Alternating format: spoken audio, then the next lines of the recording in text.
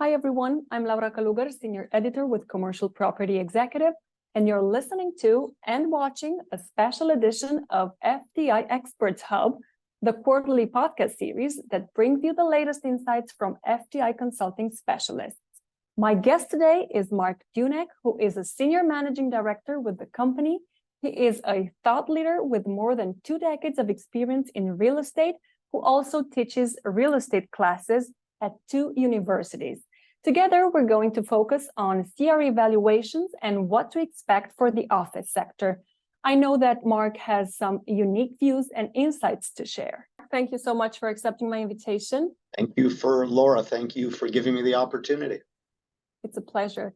So, first of all, let's talk about how much work culture has changed, because the pandemic is basically behind us now. We're looking at it in the rear view mirror, but I know that CRE businesses are suffering, and the work culture, then everything that has to do with the way people work has changed a lot.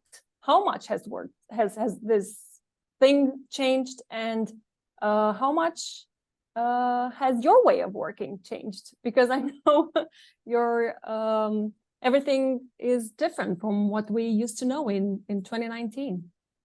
Laura, what a great question. Firstly, real estate conferences are back in session. People are traveling for business. It's exciting to be out of the house. It's exciting to go back to work. But specifically as it relates to lack of face-to-face interactions, this is not just an issue impacting commercial real estate. It's impacting all types of businesses. Look, there's definitely new challenges not encountered prior to COVID, and they all need to be addressed. So, for example, firms are now increasingly mandating more employees to return to the office. FTI Consulting, our current office mandate, back to work office mandate, is to be more in the office than not, which is a minimum of 3 days. 3 days a week. And I'm encouraging my colleagues to come in more than 3 days a week. Me personally, I'm in 5 days a week. Although the remote workforce has allowed for more flexible work schedule. Look, the daily commute has been, if not cut in half, been completely eliminated when you're not commuting into the office. There's definitely more family time. There's opportunities to take care of more home responsibilities, but you know what? Not being in the office is definitely impacting, and not in a positive way, the process of forming cohesion among colleagues. I'm encouraging my team to come into the office, because you cannot, there's so much you could do via Teams and Zoom, but it's sitting with me and sitting with, when I was moving up along the ranks, sitting with my mentors in their office, meeting with workers, at the water cooler. There's just the nonstop collaboration and friendships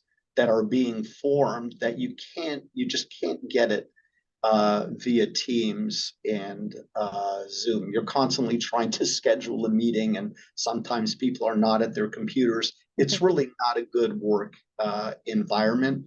And I strongly believe that we're actually heading back to normal. I mean, this is probably, you're going to hear this, from me, you're going to hear this first from me. I strongly believe within 5 years, not only are we going to be back in the office 5 days a week, but we're going to be business attire. Well, all those Gen Zs are going to disagree. I'm talking suit and tie Monday through Thursday, and it's going to be business casual on Fridays. The Gen Z, Gen X, call it whatever generation you want. I think it's time to go back to the office. When you dress appropriately, you act more appropriately. There's more respect in the office, and people take each other more seriously. Look, you have to dress a certain way, and you end up acting a certain way as well. I'm so looking forward to that day when we're back in the office 5 days a week and dressing accordingly. And if we're all going to go back to the office, does that mean that we need more office space? Does that mean that those who have given up space to save money will want it back? Will they be looking for office space? Will that impact office valuations in any way? Wow, that's a that's a mouthful, but long Yeah. story short, in my professional opinion, yes, it's all about population.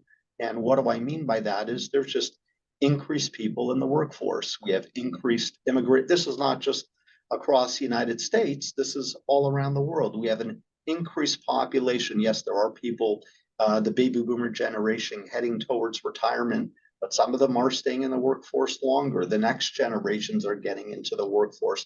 Everybody needs a place to live and to work. I know we're not talking multifamily for a second or residential homes. People will need a place to work. I do believe people want to leave their home, get out of their home, and go into an office space. I think it's good for mental health just to get out of the home as well.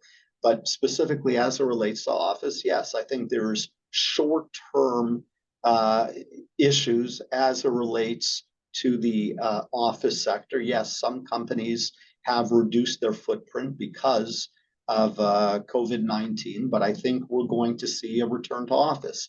Is everybody going to be running to the CBD? Maybe not. I think will there be some satellite offices opening up more so because people have moved further away from the office, further away from their original office? Yes. I hope I answered your question. Yes, and there was this last part of my questions related to office valuations. How much is the fact that people are gonna use the office more often impact this the office property values? Sure. So again, I mean, there's several factors there. Leaving financing aside, and we could have a whole podcast just on increased interest rates and carry costs and how that's affecting overall values. But leaving the issue of financing, it's all about supply and demand. As people need and want more office space, just as any other property type, those values will increase accordingly. Again, I see the world a little bit differently. How does one become successful in real estate? You need to have two things: cash flow and patience. Patience. If you need capital for capital expenditure, be it for tenant improvements, if you have a long-term horizon, in my opinion, that's the way real estate is supposed to be played. I teach real estate at University of Miami as well as Montclair State University in New Jersey. That's what I teach my students. Real estate's supposed to be a long-term play. It's not a set. You know, some of the private equity firms, they'll come and they'll buy, and we have a 5-year hold or a 7-year hold. That's not how real estate's supposed to be played. It's all related to the market conditions. It's all related to all these factors that are not in your power to control, basically, right?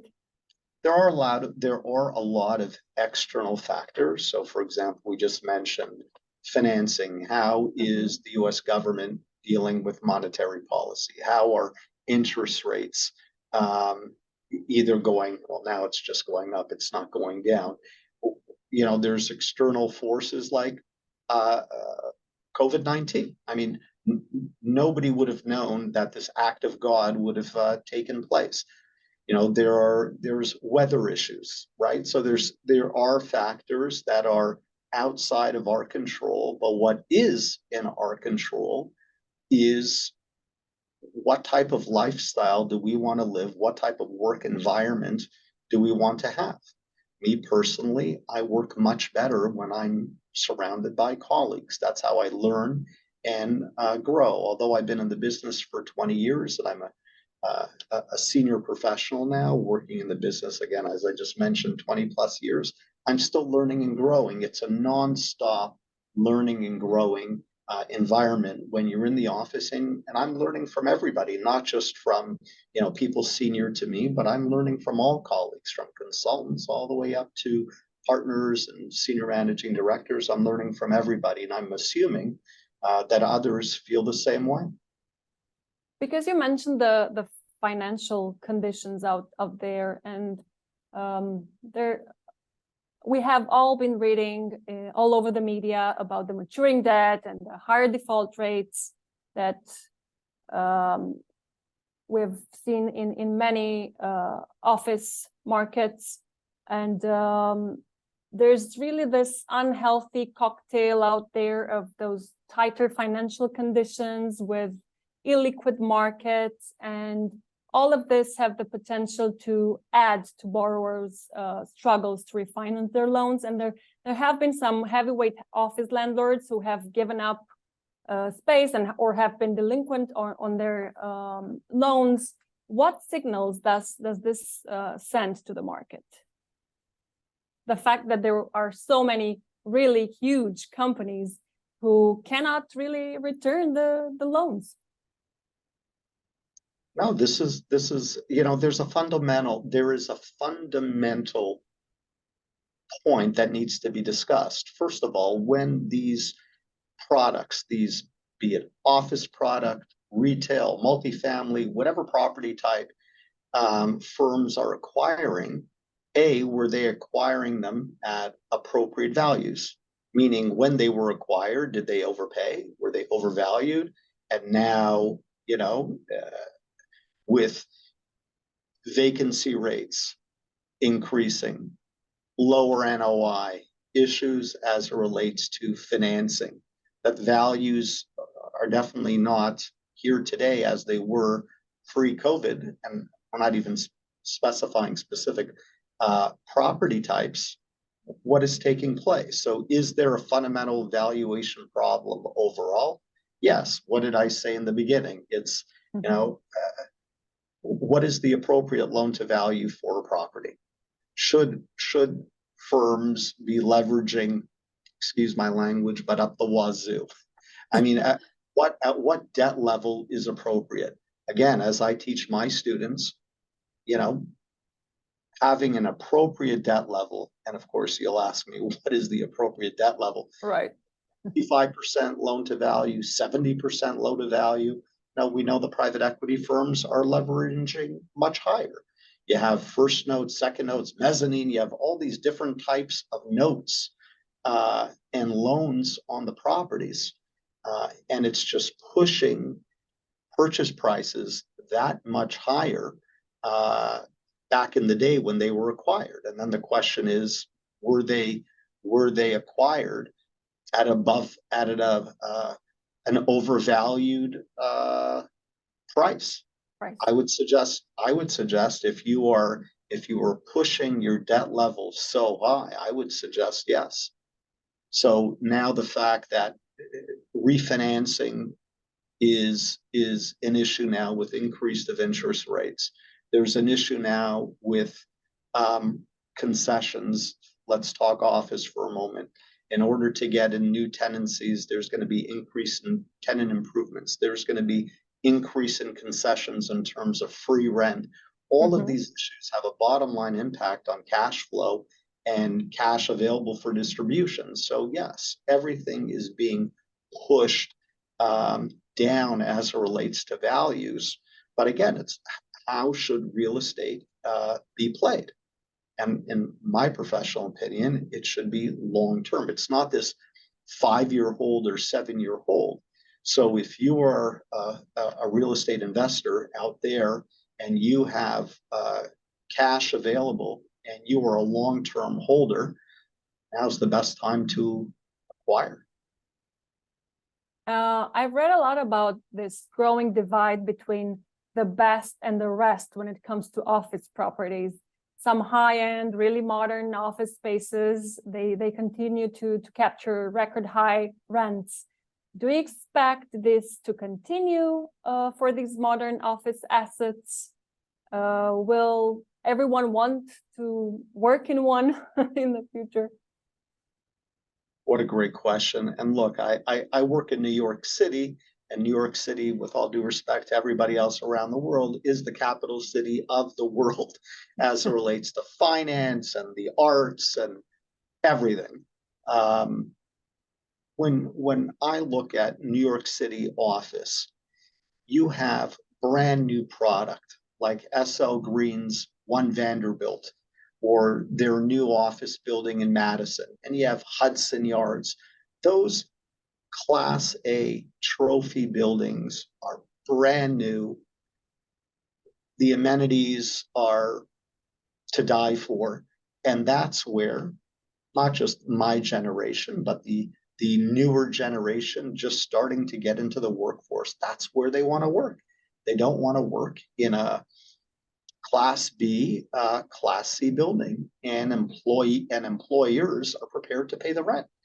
You look at One Vanderbilt, you look at Hudson Yards, occupancies are at all-time highs. I mean, I believe they're at stabilization. I don't have the specific stat on the tip of my tongue, but I believe they're at stabilization.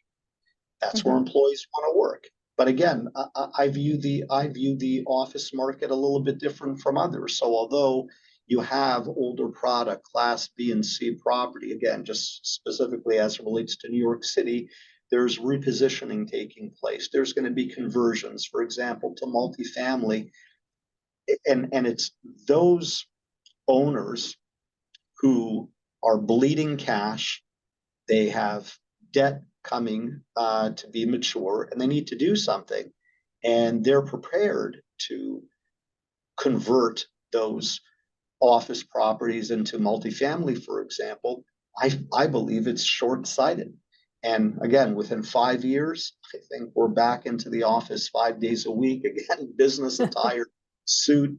I know you're laughing, suit and tie. I mean, I look forward to talking to you again. I mean, I look forward to talking to you again sooner than 5 years. But yeah, if this is really what's going to happen, you're really someone who can really predict the future.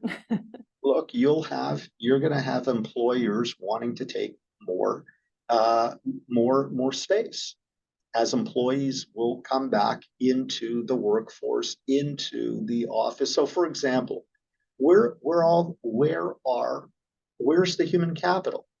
And again, we're just focusing on New York for a minute, but they're typically living in and around major cities. And where are employers opening their? And again, we're just speaking office for example. Where are they opening? Well, they're opening in cities. They're not opening in small, secondary and tertiary markets. There are secondary and tertiary market office and retail and multifamily. Everybody needs a place to work and to live. But as we look at larger markets such as Boston, Chicago, LA, Miami. I mean, what's happening in Miami is really unbelievable. That's almost like a country onto its own. South Florida. But that's what we're seeing. People are heading back to the office, and if they like it or not, the employers are mandating it. And me being a team leader within FTI's real estate practice, I'm highly encouraging my colleagues to come into the office every day that I'm here, and I'm here 5 days a week. Okay.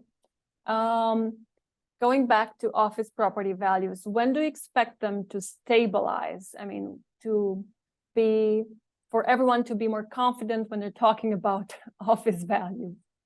Things seem to be very liquid right now. Well, there's a couple issues as it relates to valuation, right? So it's all about converting income into value. It's this magical capitalization rate, and where cap rates may be.